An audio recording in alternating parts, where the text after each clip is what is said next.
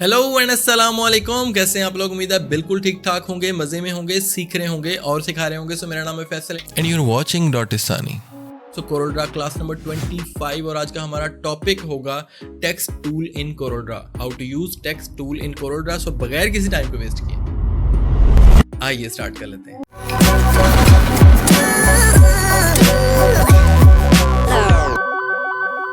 So we are in CorelDRAW right now और सबसे पहले चलते हैं हम अपने आज के मेन टूल की तरफ, जो कि बेसिकली है टेक्स्ट टूल। हम यहाँ पे जानने की कोशिश करेंगे कि कोरोड्रा के अंदर टेक्स्ट कैसे कैसे हम अप्लाई कर सकते हैं और किस किस पोजीशन पे आप अप्लाई कर सकते हो। सबसे पहले हम चलते हैं अपने मेन टूल की तरफ। तो हमारे पास मेन टूल है that is called text tool और F8 इसकी शॉर्ट कमांड है। तो सिंपली हम यहाँ पे करते हैं क्लिक और क्लिक करने के बाद हम यहाँ से टेक्स्ट टूल को सिलेक्ट करते हैं या फिर F8 प्रेस करके भी हम इसको सिलेक्ट कर सकते हैं। और मैं यहाँ पे थोड़ा सा जूम इन कर रहा हूँ, ठीक है, F2 प्रेस करके थोड़ा सा जूम इन कर रहे हैं और यहाँ पे जस्ट मैं करता हूँ क्लिक और हम यहाँ पे लिखते हैं फैसल आर्ट क्लब।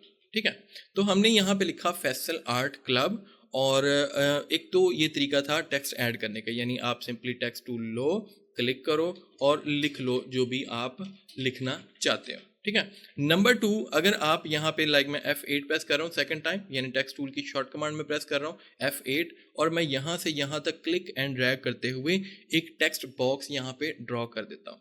अब टेक्स्ट बॉक्स से क्या होगा कि जाहिर बात है आपके पास एक पैराग्राफ टेक्स्ट भी आप यहाँ पे लिख सकते हो। अब फॉर एग्जांपल मैं यहाँ पे थोड़ा सा आपको एग्जांपल के तौर पे मैं यहाँ पे भी कुछ टेक्स्ट लिख रहा हूँ और यहाँ पे मैंने लिखा, तो difference between this and this क्या है वो मैं आपको अभी सिंपली बताता हूँ। मैं यहाँ पे इस टेक्स्ट को थोड़ा सा यहाँ पे स्पेस प्रेस करके कॉपी करता हूँ और यहाँ पे हम control V paste paste and paste करते हैं। ठीक है, यहाँ पे स्पेस ऐड कर लेता हूँ। तो हम क्या कर रहे हैं, यहाँ पे हम फ्री फॉर्म टेक्स्ट लिख सकते हैं, यानी आपको अगर सेकंड लाइन स्टार्ट करनी है तो आपको एंटर प्रेस करना पड़ेगा। ठीक है, एंटर प्रेस करके ही आप सेकंड लाइन पे जा सकते हो, बट यहाँ पे ऐसा नहीं है।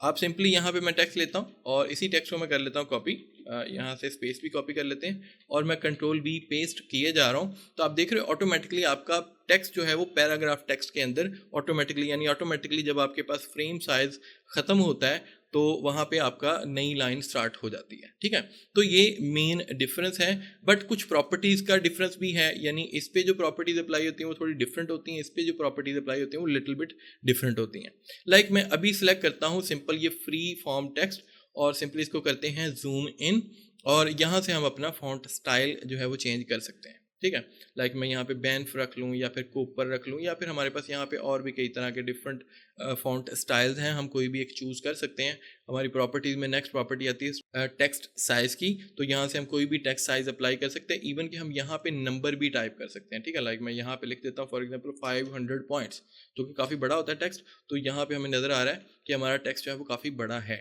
ठीक है, बट आप इस टेक्स्ट को आप मैन्युअली भी स्केल डाउन एंड अप कर सकते हो। ठीक है, जैसे हम नॉर्मल ऑब्जेक्ट्स को करते हैं कोरोड्रा, हम टेक्स्ट का साइज कम या ज़्यादा कर सकते हैं।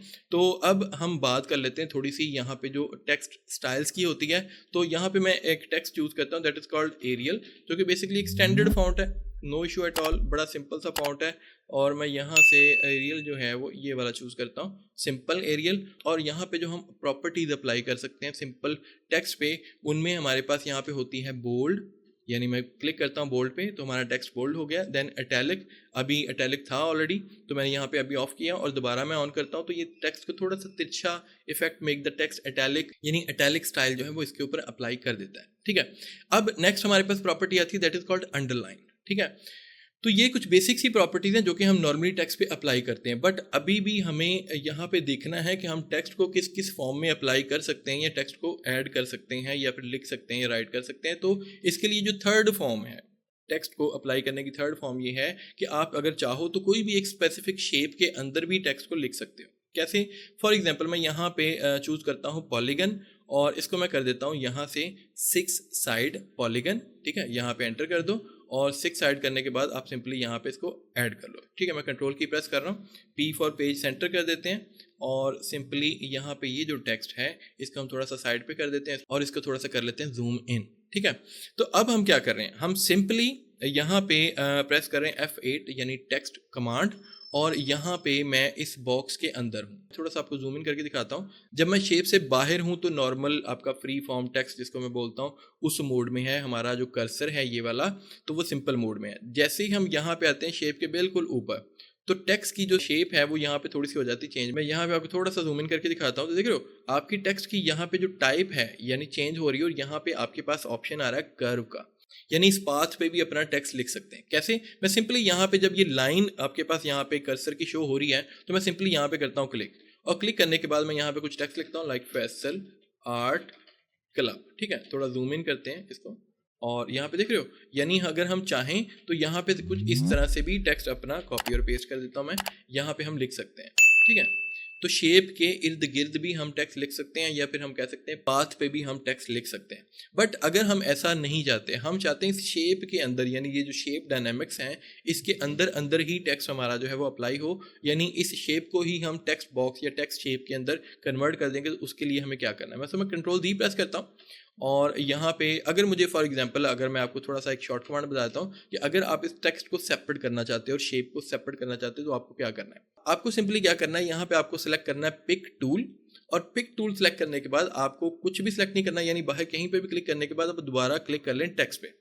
ठीक है, सिंपली क्लिक कर लें टेक्स्ट पे, और देन आप कंट्रोल के यानी ब्रेक अपार्ट की जो शॉर्ट कमांड थी आप उसको अप्लाई करें, यानी कंट्रोल प्लस के की प्रेस करेंगे। जैसे ही आप प्रेस करते हो देखो यहाँ पे प्रॉपर्टीज चेंज होगी। मैं कंट्रोल जी करके दिखाता हूँ आपको, आपके पास यहाँ पे टेक्स्ट प्रॉपर्टीज थी, कंट्रोल के जैसे ही मैंने प्रेस किया यहाँ पे प्रॉपर्टीज चेंज हो गई, क्योंकि अभी इस वक्त जो सिलेक्टेड हैं दो डिफरेंट ऑब्जेक्ट सिलेक्टेड हैं, एक टेक्स्ट और शेप।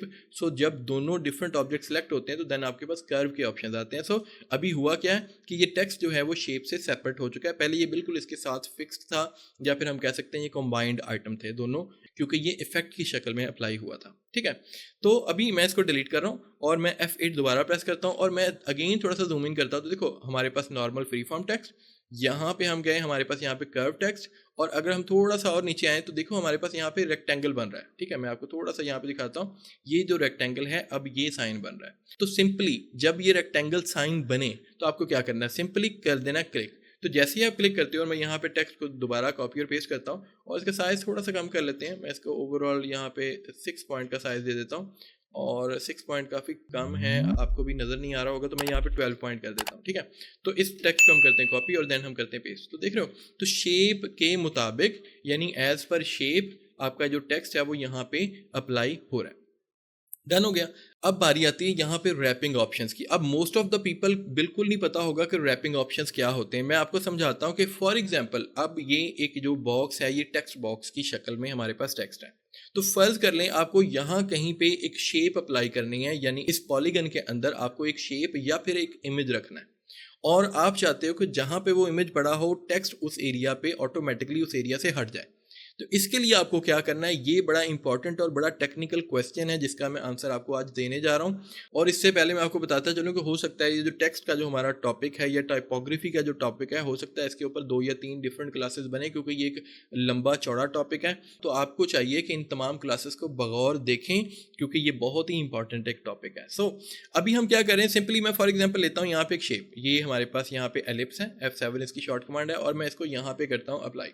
अब ये जो एलिप्स है, हम ये चाहते हैं कि हमारी जो एलिप्स यानी जिस एरिया में हमारी ये एलिप्स है वहाँ पे टेक्स्ट जो है वो उसके इर्द गिर्द तो रहे, बट उस एरिया के उस शेप के अंदर ना आए। तो हमें क्या करना है, ठीक है, तो मैं यहाँ पे मैंने शेप लगाई, और शेप की मैं आउटलाइन थोड़ी सी बढ़ाता हूँ ताकि आपको भी वाजिया तौर पे नज़र आ सके। तो मैं यहाँ पे 5 पॉइंट की आउटलाइन लगाता हूँ, वाजिया आपको नज़र आ रही होगी। आउटलाइन कलर हम रेड कर देते हैं।